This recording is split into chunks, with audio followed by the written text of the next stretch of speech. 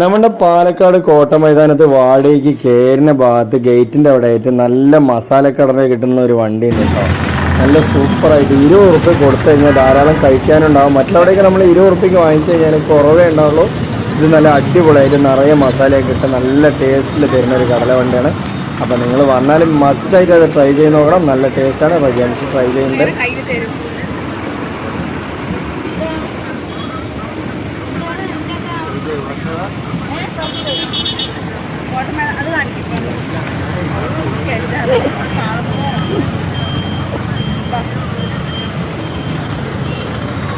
സുൽത്താൻ കോട്ടയിലേക്ക് എത്തി. എന്തായാലും നല്ല വൈബാണ്. ഒരു ഇളം വെയിൽ. ഇപ്പോൾ സമയത്ത് 4:30.